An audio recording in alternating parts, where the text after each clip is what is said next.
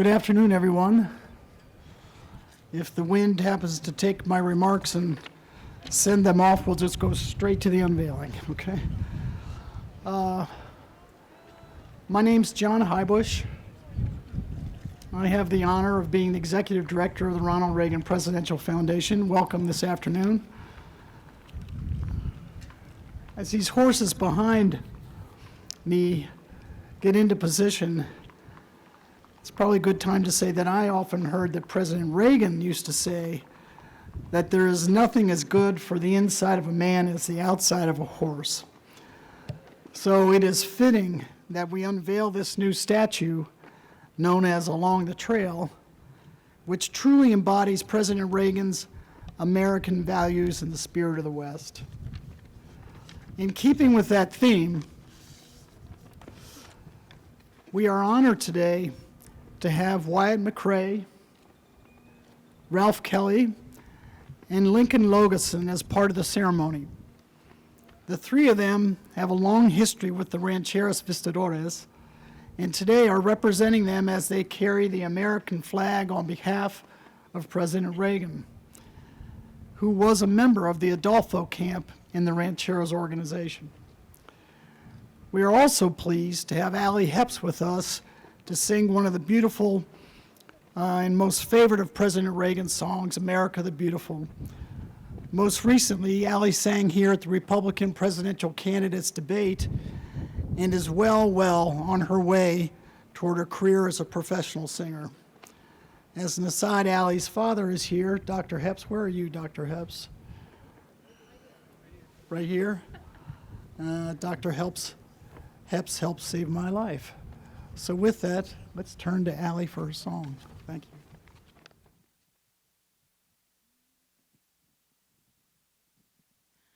Oh, beautiful for spacious skies, for amber waves of grain, for purple mountain majesties above the fruited plain. America, America, God shed his grace on thee and crown thy good with brotherhood from sea to shining sea, from sea to shining sea.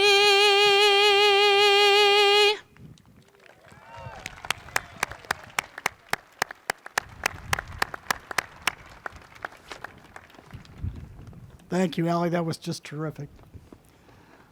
We're especially privileged to have with us today our first speaker. He is not only a member of our board of trustees at the Reagan Foundation, but a good friend of Ronald and Nancy Reagan's, who was also California's governor and great United States senator. Ladies and gentlemen, if you would, please join me in welcoming to the stage Governor Pete Wilson.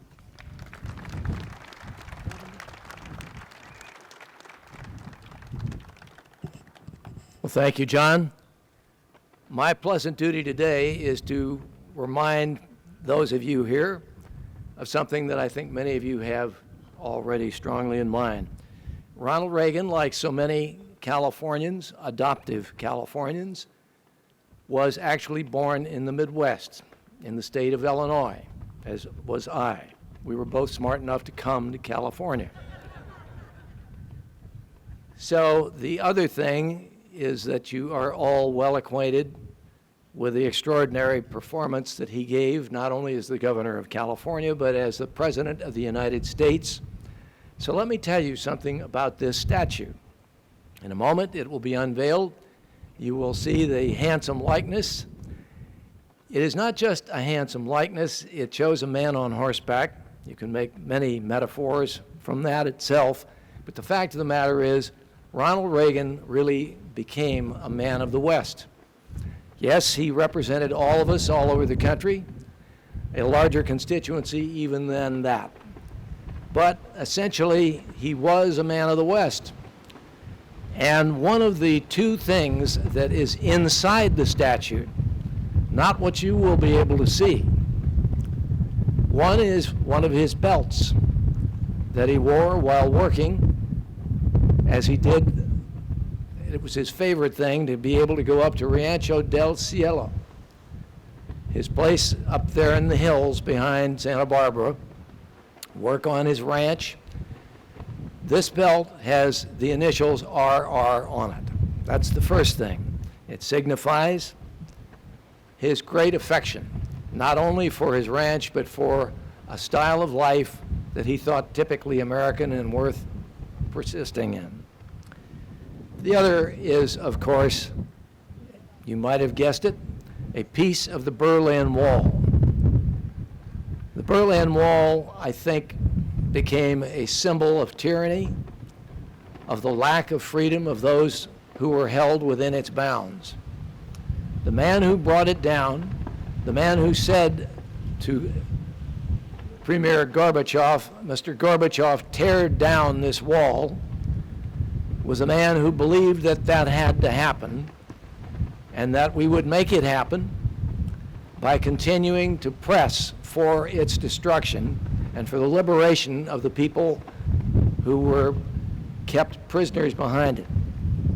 Along with some other trustees, at the centennial of his birth, we made a quick trip through the European countries, specifically the former captive nations. Let me assure you, the people there knew to whom they were indebted for their freedom. It was Ronald Reagan.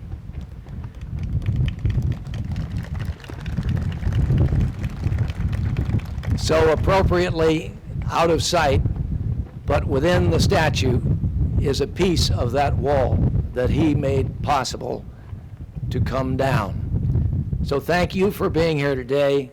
It's my pleasure to be with you and share a couple of tidbits about the man who was my hero, and I think for many of you as well. Thank you.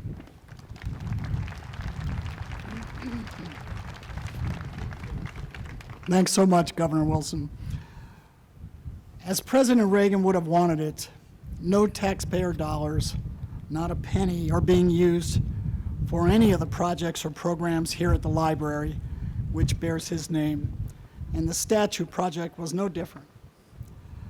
With us today is Diane Hendricks, the woman who spearheaded this entire project and made it possible for the horse and the man to be depicted in bronze. We also want to thank the following donors, many of whom are present here today for the ceremony. If you would, I'd like to read that list and then hold your applause at the end. Jane and Bert Bachman, the Lynd and Harry Bradley Foundation, John and Murph Burke, the J.P. Humphreys family, David Allen and Terry Lynn Luck, James L. and Nancy J. Packard, Keith and Peg Burns, Brent and Celeste Fox, John and Carol Harris, Kim Hendricks, Ted and Mary Kellner, Keith and Linda Rosales, Michael and Kendra Story, and Johnny and Pam Zamsrla. Before we move on, I'd like to ask Diane, a remarkably talented businesswoman and philanthropist who has changed the lives of many across this country, and one of our dear friends, to say a few words. We were so fortunate to partner with Diane, who is the chairman and owner of ABC Supply Company, which she and her late husband, Kenneth, founded in 1982. Diane is well known for her love of our country and of our freedom and of her respect for President Reagan. We are eternally grateful for her dedication to this statue, as well as the Reagan Library. Ladies and gentlemen, please give a warm welcome to Diane Hendricks.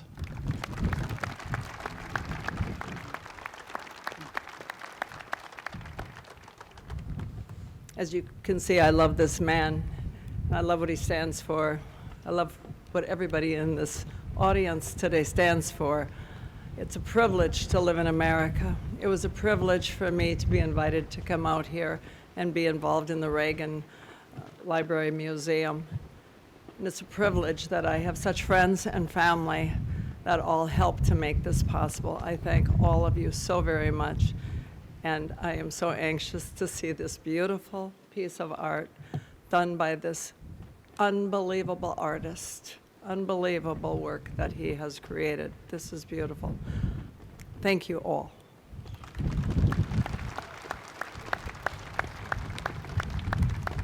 Thanks, Diane. And now, before we unveil this spectacular piece, it gives me great pleasure to introduce the sculptor who produced it. He's here with us with his two strongest supporters, his wife Linda and daughter Kylie, and a number of other family and friends. Don Reed has nearly 50 years of experience and expertise in the world of fine art. He told me that he considers this statue his magnum opus. Depicting President Reagan astride his favorite horse, Alamein, this heroic piece stands over 11 feet high, weighs over 2,500 pounds, and took close to 10,000 hours to complete. To make the sculpture even more special, as Governor Wilson has said, President Reagan's belt buckle and a piece of the Berlin Wall were placed inside the horse within a fireproof security box. Along the trail demonstrates Don's incomparable ability to capture movement, likeness, and character in his sculptures and metalwork. Having been given a sneak peek the other day, I am looking forward to having this statue unveiled. But first, I'd like to ask Don Reed to say a few words. Don?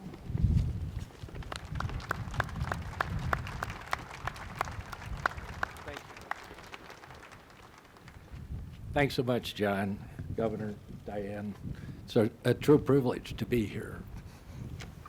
I spent yesterday, actually 2 weeks here, setting up and unpacking from the Midwest. We live in Wisconsin in the middle of the cold spell, and the least attractive time to ship a piece like this across the country when there's only 2 inches to spare on the top. I did want to mention that being here last night was the first time I actually saw the piece in the afternoon light. I'd seen it last week at 7 o'clock in the morning, and I thought, well, it might be okay. And 7 o'clock last night, John Laney, who's hiding very discreetly behind the statue and has helped me throughout all of this, to put and maintain and hold things together, and it's awfully difficult right now for him to do so, so I'll try and be brief. I'd like to welcome everybody and thank you so much for coming. I've got friends here, colleagues, some of my schoolmates from Thatcher, which is, I think, kind of over there. I'm not used to the fact that the sun rises over the ocean in the east here, and you look out to the west. Fortunately for John's guidance, John Heubusch's guidance in all of this, the president's facing west. He is the Western man. And he looks pretty good in the afternoon. I'm stunned and surprised. We've done him entirely inside of a factory over the last couple of years, and it's taken 4 years almost entirely to do this. It wasn't in the plan. Art is rarely revealed before its time. So you just have to be patient. Everybody's been pretty patient with me, and I apologize to the donors and everybody else that it's taken a little longer. I had a damaging arm and hand accident last year that made finishing the project very difficult. And I'm a very persistent and persnickety, I guess would be the word that comes to my mind, about everything that transpires in this process. What routinely happens is artists will come to the foundry for translation of their work, and the foundry will then spit it out, and the artist has to take what he gets or she gets. In this case, for 4 generations, my daughter is the 4th, I'm just the 3rd. We've been in the foundry business, and it's been a true privilege to see the transition from iron to bronze and silver and gold, the last of the the bastions of manufacture left to the art casters or the casters of America. We've driven so much of that overseas and so forth. So from true industry has come true art, and I've controlled absolutely everything I could possibly control from start to finish. But there's some random factors thrown into this whole process. It's kind of Diane's fault for doing this. She's taken over ownership of the River's Edge Foundry, which I started with my father a long time ago. And we've proceeded along to take on some of the jobs that I just imagined. Along the trail is the successor to the earlier version, which is in the Illinois town where President Reagan grew up. It's called Begins the Trail. So along the trail comes along 25 years later, and I'll try not to digress too far, but in this process, Diane decided that all the donors, and I was going to, if we were inside, I was going to have you all stand up, but now it's really confusing.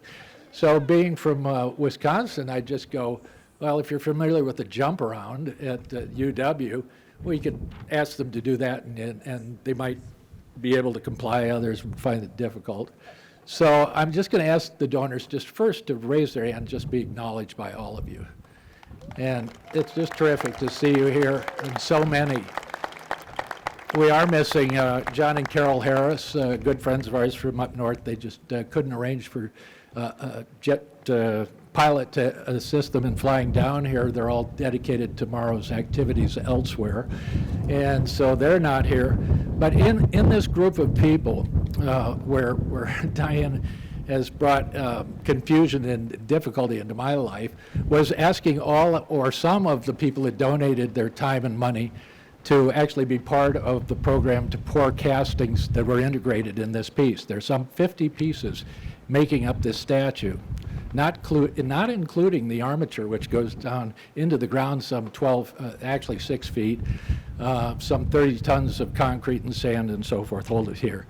But these wonderful people came to the foundry, volunteered their time and their lives, as far as I could tell, to pouring sections of these castings, 2,000, sometimes 2,100 degrees of molten metal. It's not exceptionally large, but when you get around to 300 or 400 pounds of molten bronze, you know you're there. And so I have so many people that are on this plaque. I think they're between 12 and 15 that came into the foundry, some dressed inappropriately. David Luck. He shows up in tennis shoes and shorts, and I thought that was so casual. I just thought, well, let's hope he doesn't hurt himself. And Mike and Patty Greavy, who are here on behalf of the Bradley Foundation and weren't mentioned, I'd like to say hello and thank you. Mike and Patty provided probably the most expert guidance during our afternoon of pouring, except I'd maybe go overboard and say my daughter, Kylie, who because of the injury to my hand, had stepped in and volunteered to take over a lot of the duties and the difficulties that I encountered myself.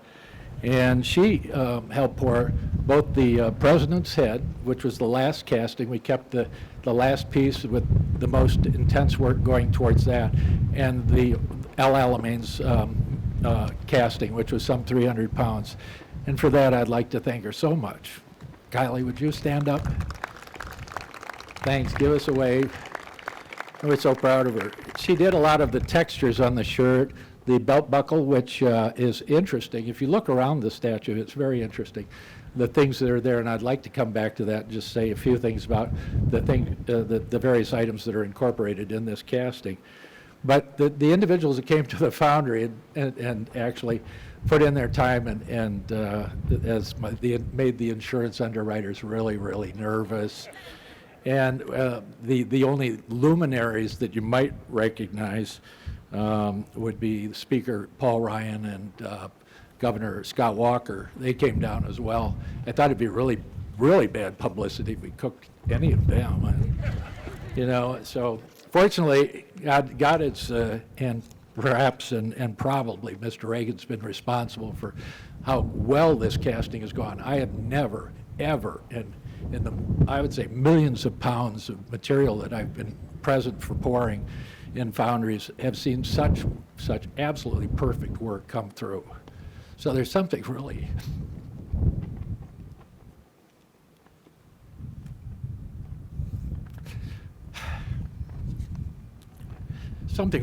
mysterious about this.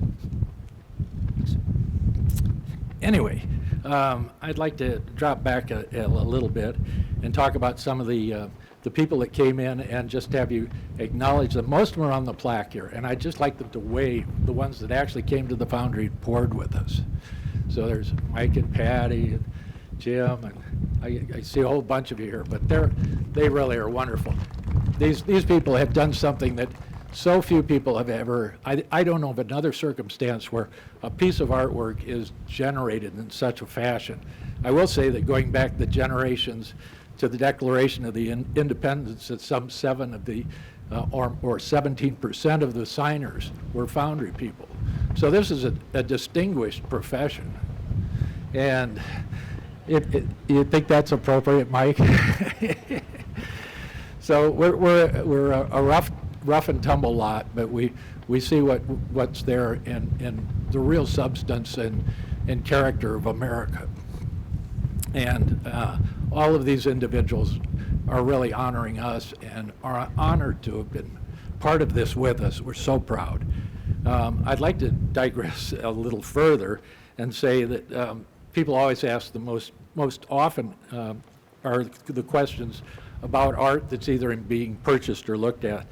They always look and they go, how much, how old, and how long? And if you haven't asked me those questions, I've got sort of standard answers. The how old is not how old the president is. We know he's 105 today. It's not about Alamein, although I don't really know how old he was at this point. But it's about me. So I'm 66 years old. And yeah, your investments or collections will improve the sooner I tip over. So that's the answer to that one. So how much? And I don't know that it's not the value of anything that I can really put a hand on, other than to say the trucking shipment costs or insurance value for this is somewhere in the neighborhood, I think 1.675 M. And to get it here and in place and well. And so that's the how much, and that probably is a reflection of, I think it's probably just a reflection of insurance, and it doesn't show the true heart and the true value and the expense to the people that have supported me, my family, and this project. The last of it is, I think, how long, and I'm really embarrassed to say it's taken so long, but it really started 25 years ago, and that would be with Duke Blackwood. I don't know if Duke's around here. We came up here, I came up here just after my daughter was born, and we were showing off the small maquette for the project that's back in Illinois now. And I got a little quote here. It was, I think first in the Trail series, Duke took a look at the maquette. He said, "Nice work, we'll take a large one, you find someone to pay for it." So fast forward, we're here with Diane and John Heubusch, who represents the foundation and the commission I was given from both of them in this case to go forward. So proud to have that first project under my belt, because it was underfunded and we had to really put it together on a shoestring. This has had unlimited funds, unlimited support, and unlimited experience.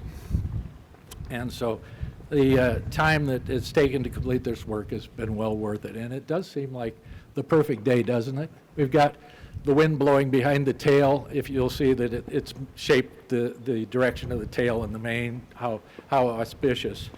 And some of the other things you'll find in this are from earlier works, which I call the Great American series. It's Great American portraits of people that are deserving. I can't think of anybody more deserving than President Reagan. And the small integration is an eagle head. And I'd just say go find it, but it's in the tail, so you can obviously track it down. It's there for kids. It's there for inspiration, for people challenging themselves and encountering this piece of work with the tangible understanding that they can be there too. It's part of the greatness of America. So I sat up last night and I wrote approximately 5 or 6 pages, as I mentioned, and they're here, but I've been able to jump ahead, not read most of this and go through it. But as Governor Wilson pointed out, that there's so much invested inside this statue, which was, I think, a really great stroke of genius. It's like a talisman or a good luck charm, or it's part of the heart of the statue. On the exterior, we have the president wearing a cricket Vulcain watch. Do you know what those are? They're the watch of presidents. You learn these things if you find yourself in the predicament of understanding a complex museum quality item and figure and assignment. So he has the president's watch. He always wore it. President Reagan was a creature of habit.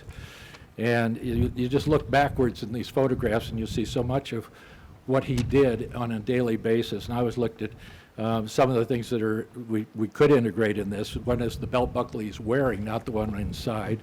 And no, it's not a time capsule. We're not going to go inside and look at the stuff in about 10 years. I worry about the giant can opener, you know. And so he's got the belt buckle in front, and it was a turquoise and silver belt buckle that he wore, President Reagan wore, while Gorbachev was at the ranch. And I think it's a really emblematic piece. It's a really good-looking belt buckle to begin with. My daughter did that too. I'm real proud of that, Kylie. Thank you so much. And there's that little iconic piece of addition. He's wearing his 1941 boots and spurs. He liked those. As far as I know, that's what he wore. And so that's part of it. There are countless details which were researched. Joanne Drake, who has helped throughout this, has been just terrific. She's come back to Wisconsin, bad weather, good weather, whatever. Kathy Bush joined her. It has been a tremendous association. We have collaborated on every detail of this, and I feel comfortable about how it is now because we have looked at it in so many different lights in so many different ways. Anyway, we're hopeful that the statue will be accepted by you all, and especially Mrs. Reagan as a best ever portrait. For me, it is absolutely the best I could do. I do know it is fairly certain to be the best ever Alamein. I'm kind of counting that nobody's going to go after him this size again.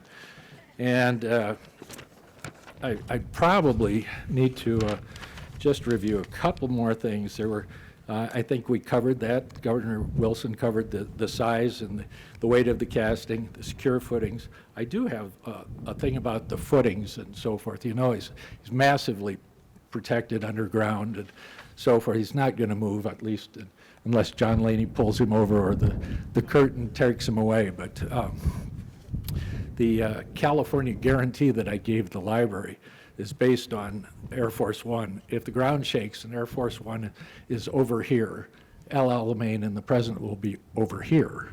If Air Force One is down there, this will be a hood ornament. So before concluding, I'd like to let my beautiful wife Linda know how for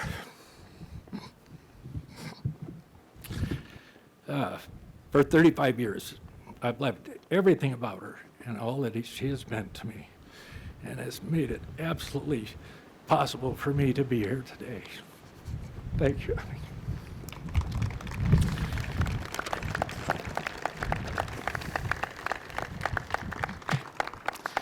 And thank you all for coming. Please tell your friends how great the library and museum are, and to stop and take a picture of President Reagan as he and Alamein walk along the trail. Thanks again to everybody here, and let's see if we can uncover this.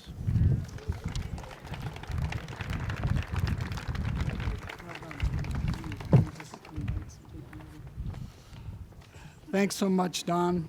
It's now time to share with all of you this magnificent new statue of President Reagan, Governor Wilson. Diane, Don, would you please come forward and we'll unveil the statue.